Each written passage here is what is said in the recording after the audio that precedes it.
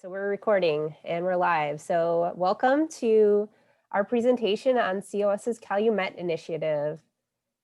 Today we'll be introducing our latest project, which is a bird banding station at Chicago's Big Marsh Park. And just introducing myself today, I am Stephanie Bilke, and I am a COS board member, as well as the bird bander and station permit holder for our station at Big Marsh. And I have three co-presenters today who are also going to introduce themselves. So Libby, you want to go ahead? Sure, I'm Libby Keys. I'm one of the bird banders at Big Marsh. I'm Anastasia Rollin. I'm also one of the bird banders. I'm Dan Laurie, one of the assistant bird banders, also on the board of COS. All right, thank you all for being here today and helping me present. And speaking of thanks, I also want to call out a few folks we need to thank and acknowledge for contributing and allowing us to do this work at Big Marsh. So of course, the Chicago Park District, which was a great asset and helping with us having our station at their site. And so you can see Big Marsh here in the picture, as well as permits, which were handled by the USGS Bird Banding Lab and the Institute for Bird Populations, which oversees our bird banding work, as well as sites across the continent that all collect data that gets analyzed together and really helps us understand bird populations better. So first, I'm just going to get started and introduce you all to the Calumet region, especially for those that may not already be familiar with it. So where is Calumet? It is makes up the southern shore of Lake Michigan. So you can see in that larger map of the Great Lakes, you can see it stretches all the way from Chicago to the southwestern part of Michigan. And it's a really interesting area because it was shaped by glacial movement, which left behind a lot of pockets of wetlands and has a really interesting kind of like, we got a lot of dune and swale and lakes that were left behind. And also more recently, that area has also been shaped by industry, landfills, residential development, and construction of roads and highways, as you can see on the cutout map of the Calumet region in Chicago.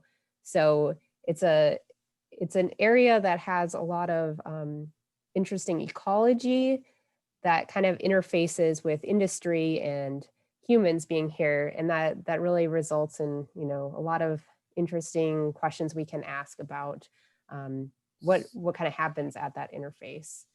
So in the Chicago area, since we're Chicago Ornithological Society, we focus on the part that's, you know, closer to Chicago, you know, overlapping with the city and in the kind of general area.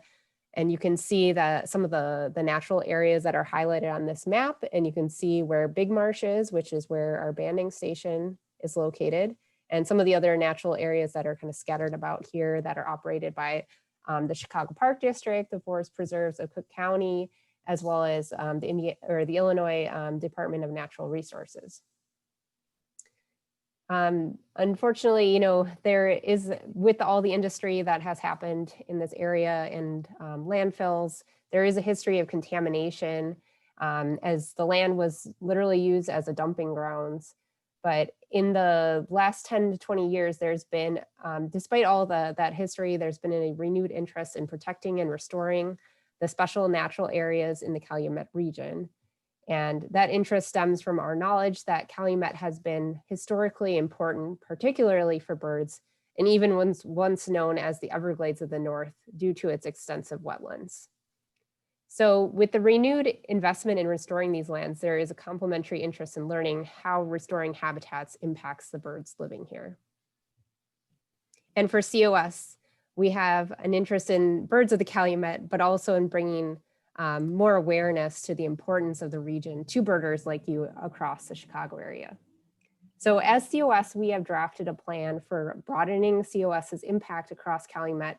And currently we're at what we're calling phase 1 initial efforts, which is just working to promote awareness and understanding of the Calumet region by increasing bird walks and then supporting our understanding and protection of bird populations by implementing a bird banding station. And then stage 2 and 3, we're hoping will focus more on implementing more of a permanent presence of COS in the Calumet region by perhaps building structures such as bird boxes or viewing platforms and more high-tech bird monitoring technology, and having a lasting impact through activities like birding festivals and a designated Calumet birding trail. So the bird banding effort at Big Marsh is one of our first steps in this effort, and it will address many questions that we can only ask if we have birds in the hand. So it goes beyond keeping a list of birds that are seen and heard.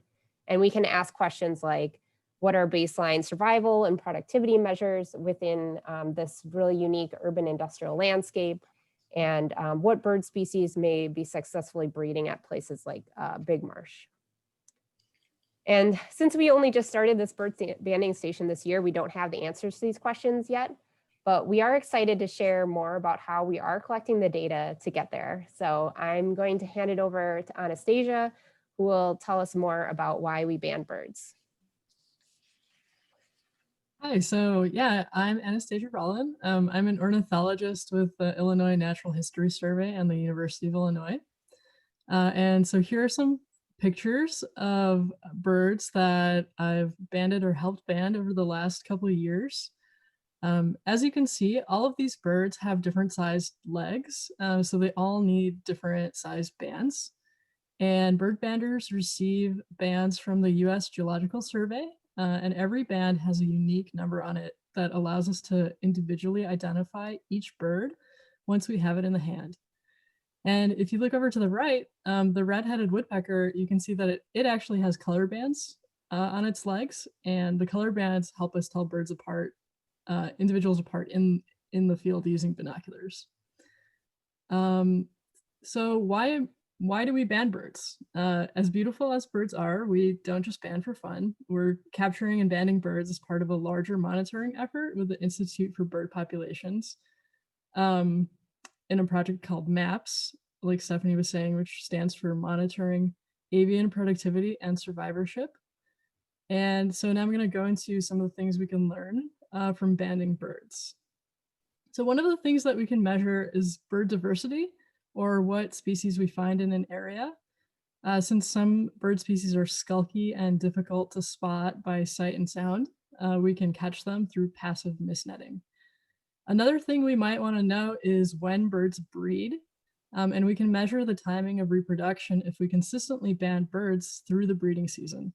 And so birds will go into breeding condition and develop brood patches when they're incubating eggs and nestlings, which we can measure with the bird in the hand. And we can also track how the timing of reproduction varies from year to year. We can also measure something called recruitment, which is when an adult produces chicks and those chicks return to the same location to breed in the following year. Recruitment measures how many new birds were recruited to breed where we're banding. And this tells us something about the quality of the habitat, how good the habitat is at supporting those birds that are breeding there.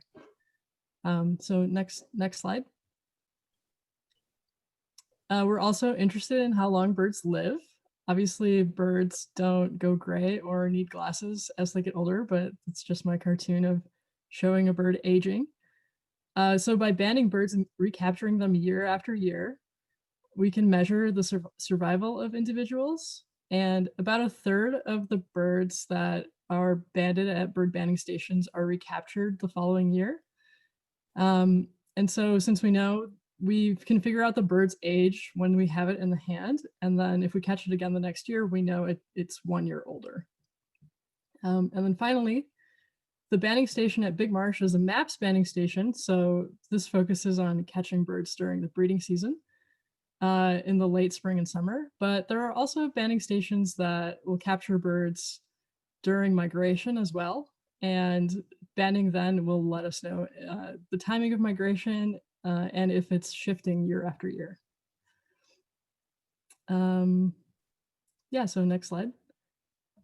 So all of these data, bird diversity, survival, recruitment, migration, and reproduction, are important for figuring out bird population trends over time.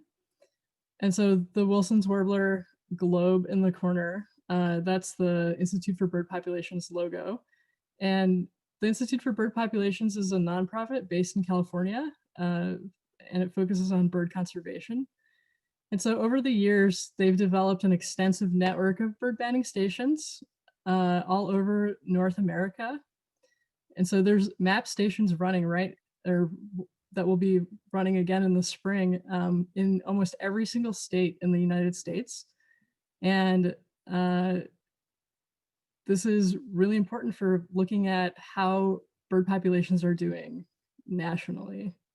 And even many of the species in Illinois that we see in Illinois are widely distributed throughout the United States. And so by aggregating all of these data together from all of these banding stations, we can figure out how bird populations are doing all across the United States. So that's it for me, and I'm gonna turn it over to Dan so he can talk about how we catch birds.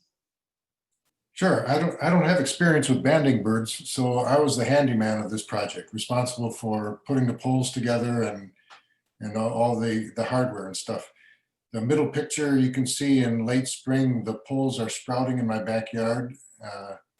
Actually, I had a little bit of banding humor, sorry. I've got them set up there to paint so that they would not cause any hazard to people walking in Big Marsh when we weren't birding. The mist net is really a simple affair. You put up two 10-foot poles about 30 feet apart and you string a net between them. But don't picture a badminton net or something, you know, narrow and stiff like that. Instead, it's a big, wide, billowy net, 10 feet at the top and going down just a couple feet from the ground, and with folds in it. So when birds run into it, because it's very difficult to see, they just get entangled in the billowy netting. They don't bounce off the net, of course, or any way like that that would hurt them. And as you can see from the picture on the right, even with the early morning sun glimmering off the net, it's very hard to see. And it's not unusual for bird banders ourselves to walk into the nets because they're so fine. So well ahead of the banding season, we scout out the area, figure what would be the best location for the nets where you could expect bird activity. And this year we used 7 nets. And we chose spots especially that would make sure that they had shade, so that if by chance the bird had to sit in the net for more than just a couple minutes, it wouldn't be exposed to the heat of the sun or anything else that would cause it to, to stress it or harm it in any way. And then on banding day, the banders are there on site before dawn, getting the nets up. And then once the nets are up, it's nonstop activity. You've got to tend them regularly. Every half hour, make the rounds with each bander in charge of 2 to 3 nets, and collect the birds as quickly as possible so they're not sitting there stressed out, hurting themselves, or, God forbid, get snatched by a predator or something. In the picture on the left, you see that's a picture. It's a very young, probably recently fledged yellow warbler that Stephanie is extracting from the net. Sometimes it takes longer to extract the bird from the net than it does to examine it and weigh it and do all the other things. They can get pretty tangled sometimes.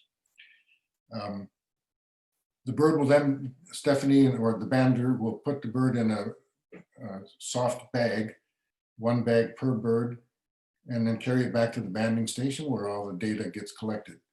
And bags are never shared. You never use the same bag twice on a banding day to avoid any issue related to parasites or any other diseases that could be transmitted. And then the bags are washed and reused for the next banding time. So now we've got the birds in hand, or in bag, I should say, then we have to examine them. So I'll pass the baton now to Libby Keys, who will tell you a bit about how that's done. All right, so I'm going to talk about what types of data we collect and also the tools that we use to get it. So on the next slide is one of our very specialized tools. So I'm going to give everyone about 10 seconds in the chat to guess what the specialized tool is. if anyone has any guesses. It was mentioned earlier as a reason why we need this. There's some good guesses in the chat. Yes, it is a leg gauge. It's really, really important that we have this. It's essential. And the notches in it correspond to the band sizes that we get, and they allow us to find the best fitting band. So we have the bird out of the net. We're going back to the banding table, and we can start the process of collecting all the data. So the first step, and that this might sound kind of like a given, but the first step is actually ID. And for some species that look really similar, I'm sure a lot of us are familiar with like the frustrations of flycatchers. IDing can be difficult even when we have a bird in the hand, but it's important because it determines things like what size band we put on, sometimes how the bird is aged. But once we have the correct ID, we open what a lot of banders affectionately call the Bird Banding Bible, which is that little book on the bottom. It's the Identification Guide to North American Birds by Peter Pyle. And it's just a huge amount of information about all the species that we'll see during banding. Once we check the band size, using that leg gauge, we record and double check that 9-digit number on the band. And remember, each of those numbers is totally unique. So this is like the bird's new ID. We use these special banding pliers to open and close the band. So they have these pins to open the band evenly, and the notches on them correspond with the band sizes, which ensures that the band stays circular, closes completely over the leg, and doesn't overlap at all. Next slide. So banding is the most useful when we take really accurate measurements and plumage descriptions, but also do it as quickly as we can to avoid overstressing the birds. So one of the first measurements we take is wing and tail length with these specialized rulers that have an upright edge to measure the length of the wing. Fat levels are another thing we look at, and these can change really drastically throughout not only a season, but also just a day. So in that lower picture under fat levels, that pink color is muscle, but that yellow is fat, and we can score a bird based on where it's holding fat and how much. And then we also weigh the bird. And often I tend to do this last, just in case they manage to get loose. But we weigh them on a scale in these little containers, and they're very smooth and small enough just to hold the bird's body. So their legs don't have anything to hold on to, they can't push out of it. And they're often really calm, probably a little confused when this happens, but luckily it only takes a few seconds.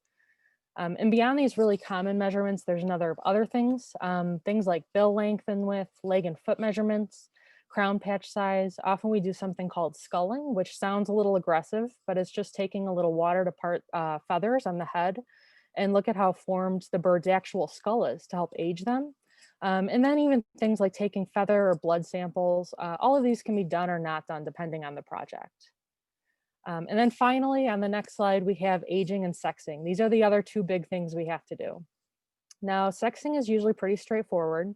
A lot of the birds we see are sexually dimorphic, so they have plumage differences. And we're also banding during the breeding season, so they have physiological differences most of the time. So during the breeding season, adult males develop enlarged cloacal protuberances, which functions in sperm storage and transfer, and the females develop a brood patch. And that's when they lose the feathers on their belly and the skin becomes really vascularized and full of fluid. It's for heat transfer from the body to the eggs. However, in some species like woodpeckers, the males also help incubate, so we can't always use that in some species. And then finally, we also have to age the bird. And this is one of the most complicated things we often have to do. It's not always straightforward, and this is a really simplified explanation. But essentially what we can do is we can look at a bird's feathers to determine its age. So we can look at things like shape and color and wear. And again, this is where we crack open pile. So feathers aren't permanent structures, and they're usually lost in really predictable patterns. So that means if we're familiar with those patterns, we can determine where in a cycle the bird is. So in the simplest terms, birds cycle between molts and plumages. And I like to think of molts as an action. So they're actively replacing feathers, and plumages is just a state.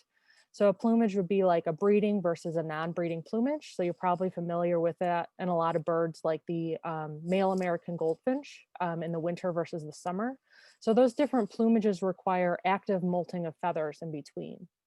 And some of our local birds complete this cycle once a year, some twice, depending on their molt strategy.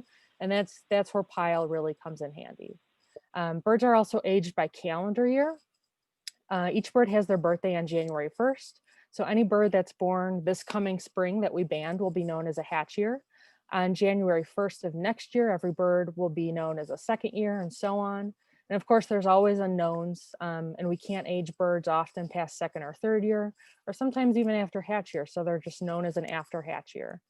And with all of that info, I will pass it back over to Stephanie, and we'll take a closer look at some of the birds that we met this summer. Thanks, Libby. So I will be introducing you to the birds that we banded at Big Marsh this year. So first off, I have a question for you, and enter this in the chat. Which bird species do you think that we caught the most of at Big Marsh in 2020? We'll see if anyone knows.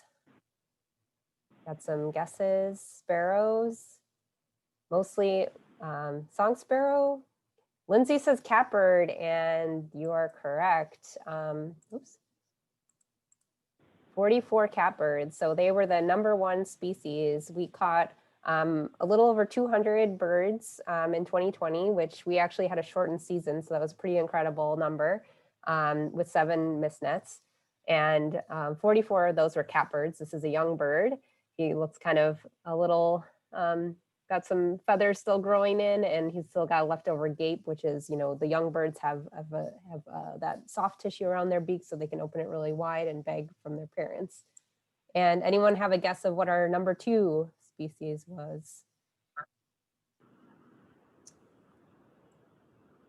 Well, we have several. Our #2 bird was yellow warbler with 34, so it was very close behind gray catbird, and then American robin, house wren, and song sparrow. So those who guessed song sparrow, you are correct. We did have quite a few song sparrows, but yeah, not as many as we did have catbirds. So if you ever go to Big Marsh and you see a couple dozen catbirds, just remember, or if you see a few catbirds, just remember there's 50 or more probably hanging out in that area. There's a lot of these kind of birds that we're catching are birds that like the shrubby edge and early successional type forest habitat. So that's why we see a lot of yellow warblers and other birds that like kind of shrub and mixed habitats like song sparrows that hang out on the edge of the wetlands. Some of our less common captures, which we just had a few of, American redstart, we just had one. Eastern kingbird, we just had one. I always like to show off, this is why it's called a kingbird, is that when you have it in the hand, you can actually see that it does have a crown, a tiny red crown patch, kind of like a kinglet does. Baltimore oriole, we just had one, even though they're definitely breeding in the area and very active. Blue-gray gnatcatcher, we had 3. They're probably our tiniest bird that we caught. Very small. And these are our totals. You can also read all of this in the blog post that we have for on the Chicago Birder website or Chicago Ornithological Society. So total, we banded 21 species, and some other highlights, some of our favorites, of course, the colorful indigo bunting. Someone mentioned common yellowthroat. Yes, we did have quite a few of those. This is a field sparrow. And then we had quite a few willow flycatchers. That was our #7 most captured species. Very frequently, or they're very abundant in the edge habitat of shrubs, kind of next to a marsh. And the northern flicker, one of our largest birds that we captured. So what's next? We do plan to band again in 2021. We hope to expand our mist netting area and incorporate some nets in our marsh habitat. And then we also plan to have some kind of public engagement opportunities and opportunities for people who are interested in volunteering. But right now, just because we had to make special kind of accommodations to do this activity during COVID and make sure that it's safe for everybody. So right now we don't have we don't have information on exactly how that's going to happen and how we are going to accept volunteers quite yet, just because we have to be in such close proximity to people in order to train them. So just stay tuned to the COS website and social media for more information on that. So with that, we'll open it for questions. I also have the link here if you want to visit our blog to find out more.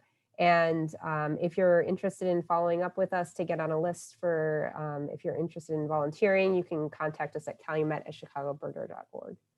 I see we only have a few minutes left for questions. Libby, did you see any that we Yeah, didn't I address? think we got most of them. There were a couple here at the end. What were the dates of banding? And I Oh, was yeah. just looking, I know we started late, I think mid-June to like early August. Yeah, we did start a little late. So the season that's required under the protocol that we use, it usually starts last week of May. But I think we skipped that period and maybe the second one. So I think we started mid-June and we were out maybe 6 times. Is that right? Or 5? Yeah, I think so.